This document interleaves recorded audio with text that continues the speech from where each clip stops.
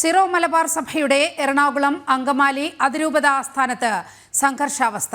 Bishop ഹൌസിനകത്ത് സമരം നടത്തിയിരുന്ന വൈദികരെ പോലീസ് പുലർച്ചെ ബലമായി നീക്കം ചെയ്തു. ഇതിൽ പ്രതിഷേധിച്ചാണ് ഒരു വിഭാഗം വൈദികരും വിശ്വാസികളും സെന്റ് മേരീസ് ബസിലിക്കയ്ക്ക് മുന്നിൽ സംഘടിച്ചത്. അതേസമയം എറണാകുളം അങ്കമാലി ബിഷപ്പ് ഹൌസിന് മുന്നിലെ പോലീസ് നടപടിയിൽ ADM സ്ഥലത്തെത്തുമെന്ന് കളക്ടർ ഉറപ്പു നൽകിയെന്ന് പ്രതിഷേധക്കാർ അറിയിക്കുന്നു. ഇന്ന് പുലർച്ചെയാണ് അതിനാടകീയമായി പോലീസ് ബിഷപ്പ് ഹൌസിനകത്തേക്ക് കടന്നത്. സമരം ചെയ്തിരുന്ന 21 വൈദികരെയും വലിച്ചു പുറത്തേക്കു നീക്കി. രൂപതാ നേതൃത്വത്തിൽ നിന്ന് ലഭിച്ച പരാതിയുടെ അടിസ്ഥാനത്തിലായിരുന്നു പോലീസ് നീക്കം. നടപടിയിൽ ചിലർക്ക് പരിക്കുപറ്റിയെന്ന് വൈദികർ പറഞ്ഞു. എന്നെ അവരെ മുറിയിൽ നിന്ന് വലിച്ചഴച്ച് ഇവിടെ വരെ എത്തിച്ചു.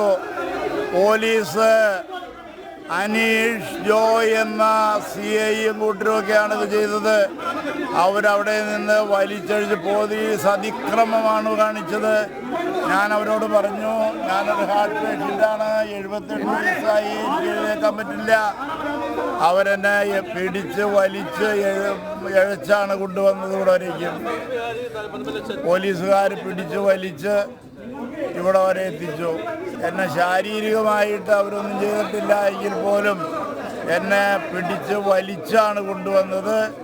2 കൈകളും 2 കാലുകളും പിടിച്ച് 2 കൈമേം കാലുമേം പിടിച്ച് വലിച്ചഴിച്ച് അവരെ കൊണ്ടുവന്നു.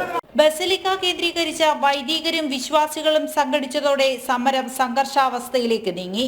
പലതവണ പോലീസുമായി വാക്കേറ്റമുണ്ടായി. ബിഷപ്പ് ഹൌസിലേക്ക് നടത്തിയ മാർച്ചും സംഘർഷത്തിന്റെ വക്കോളം എത്തി. സഭയുടെ ഉള്ളിലെ ഭവനത്തിലെ ഇരച്ചു കയറി 500 പോലീസ് അവിടെയും ഇവിടെ വളഞ്ഞു ഇരച്ചു കയറി. എത്ര വർഷത്തെ പരിശീലനമുണ്ട്. ബിഷപ്പ് ഹൌസിൽ നിന്ന് നീക്കം ചെയ്ത വൈദികരെ അറസ്റ്റ് ചെയ്തിട്ടില്ലെങ്കിൽ അവരെ ബിഷപ്പ് ഹൌസിലേക്ക് തന്നെ കൊണ്ടുപോകണമെന്നാണ് സമരക്കാരുടെ ആവശ്യം. ഇതിൽ തീരുമാനമാകാതെ ചർച്ചയില്ലെന്നാണ് നിലപാട്.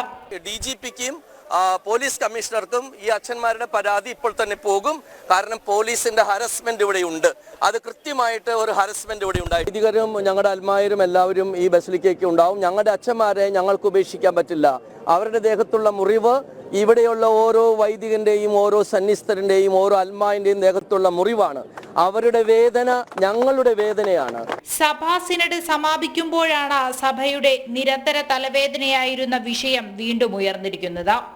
ജനം, കൊച്ചി.